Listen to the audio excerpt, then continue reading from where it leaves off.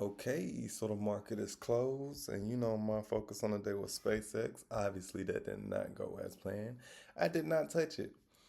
Um, we can go ahead and take a look at it intraday. It didn't really provide much of a opportunity for me to trade. As you can see, we had that push, and then that was just it from that. However, the stock that I was originally focused on, but I changed my mind, was AVGO. Now, AVGO, the volume is okay. It's better than what we've you got to remember when you're looking at this average volume right here, it's going to be based off of this very, very recent rise in volume. But if you go back day into these other days, you can see that the volume is much more than these, more than likely above the average. Well, as you can see, it's right at the average. But the reason why I was looking at this was because we had a lot of wicks right off of this 360 area and always closed above the 360. We had a little consolidation after selling off and showing some weakness from these highs around here.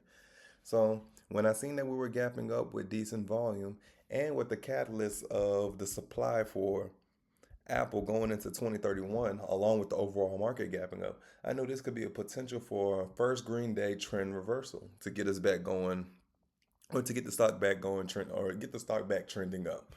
So that was my idea when I was looking at it, but I ended up changing my mind last minute and started to focus on SpaceX for other reasons, but that doesn't matter. Let's go ahead and dive into AVGO intraday so I could show you that initial move, which was very, very strong. Like, look at that beautiful move.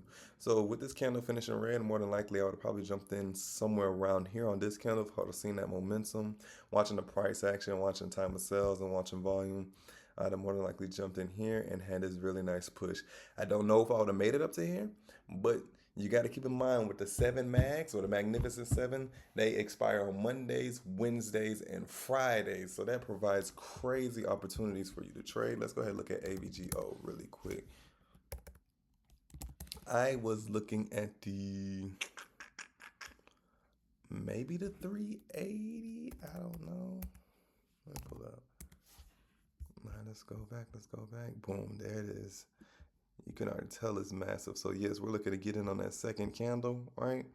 Probably somewhere around that 155, 160, and immediately, boom, look at that. Immediately you're up over 50%. And if you can make it to this push right here, like let's go ahead and do the math. So we're up here at 533. Let's just say we got in at 160. We're gonna do our exit at $5. Let's go ahead and bring that calculator up. So we're in at 5 divided by 160, which is our entry, times, we know what we do. We always do the $1,000.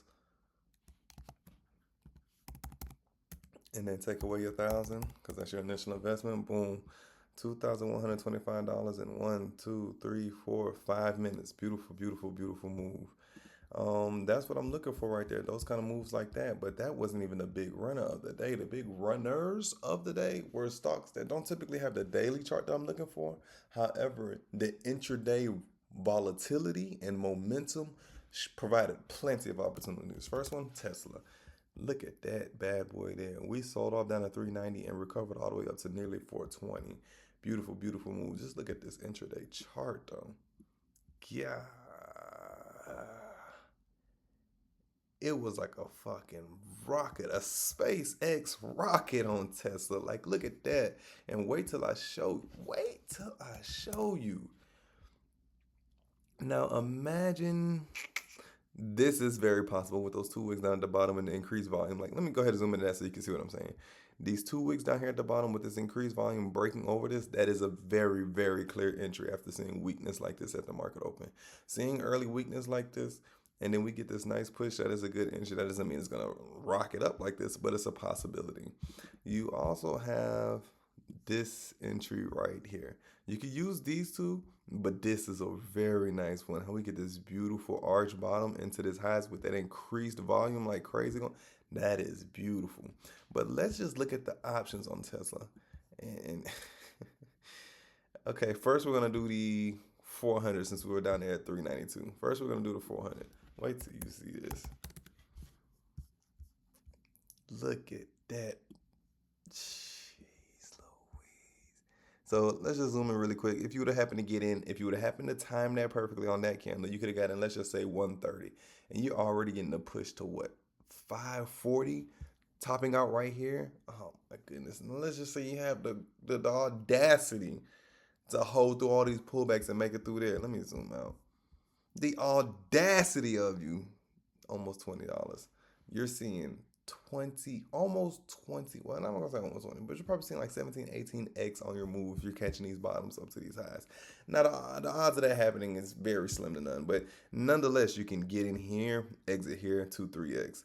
Take your time if you want to. You could try this dip buy, get out there, and try this dip buy, get out here, and you're still making up to about 6, 7x on the day by just using the no PDT rule to your advantage. That's Tesla. Let's go ahead and look at Meta. Had a crazy pop at the end of the day. Crazy pop. Like, look at that. It also had a nasty rally too. Then it had this beautiful push. And once again, provided crazy opportunities on this. And I want you to know that these moves are extremely predictable. Especially when they get up to these highs like this. You just have to pay attention to the volume. We're up here almost at our opening price. We get this nice consolidation. You don't have to be first. What do you see? Boom, massive increase in volume. You jump in with it. Now you know your risk is going to more than likely be if this candle turns red, or if you got some kind of preconceived percentage risk that you want to use, you could use that as well. You just have to make sure you get out if it goes against you. But the odds are in your favor when it rallies up like that. When a stock rallies up like this, consolidates, and that huge volume hits, more than likely you're about to get another 2-3 minutes of straight rocket action, which is what happened there. Just boom, boom, boom. Now we could take a look at this one right there.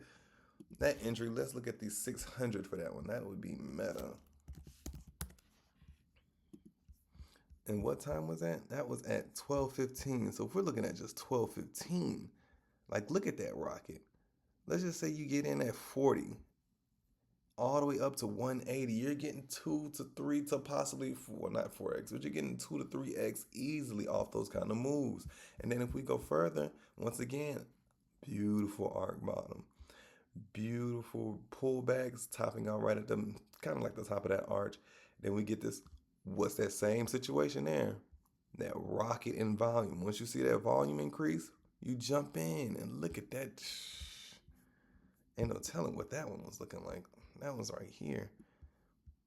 Oh man, we starting off below $1 and getting up to another 2 to 3x move there again. So it's just, you just have to be prepared for the moves and just make sure you pay attention to the volume. That's the biggest thing. If you're paying attention to the volume, I guarantee you, you're going to get the move you're looking for. Once again, consolidating at its highs. What do we see?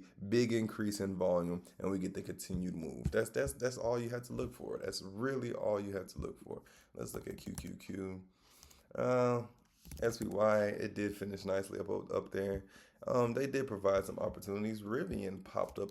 I did hear about Rivian. I did not touch this one at all, but damn, it had a beautiful move Friday and a beautiful move today. Like, look at, let me look at Friday really quick. Ooh, I know these Friday options went crazy. As a matter of fact, let me check them out.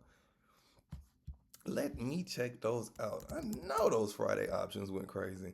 We're gonna look at the 19. And that was what? The 3rd?